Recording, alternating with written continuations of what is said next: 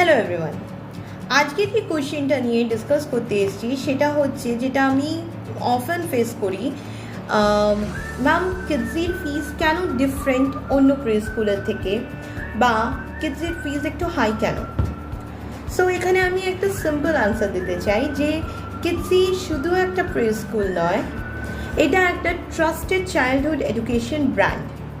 এখানে আপনার বাচ্চা খালি প্রি স্কুলে আসতে শেখে না, এখানে ওর ওভারঅল ডেভেলপমেন্টের দিকে আমরা ফোকাস করে থাকি।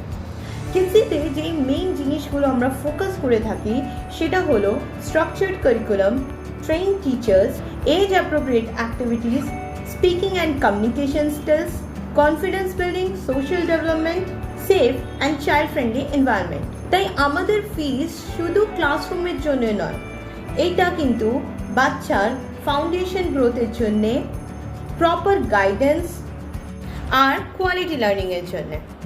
অন্য জায়গায় ফিস কম হতেই পারে, কিন্তু সব জায়গায় same learning method, same care আর সেম এক্সপিরিয়েন্স কিন্তু থাকে না। কিডসিতে আমরা বিলিভ করি যে এই আর্লি ইয়ার্সটা একটা ইম্পর্টেন্ট পিরিয়ড, তাই এই পিরিয়ডটাকে আমরা কোনোভাবেই কম্প্রোমাইজ করি না। তাই ফিস কম্পেয়ার করার আগে একবার ভ্যালুটা কম্পেয়ার করে দেখবেন। কিডসিতে আপনারা যে জিনিসগুলো পাচ্ছেন সেটা হচ্ছে ব্র্যান্ড ট্রাস্ট, কোয়ালিটি এডুকেশন আর আপনার চাইল্ডের ফিউচারের স্ট্রং বেস বিল্ডিং। মনে রাখবেন, এটা কোনো খরচ নয়, এটা একটা গুড ইনভেস্টমেন্ট, একটা স্ট্রং বিগনিংয়ের জন্যে।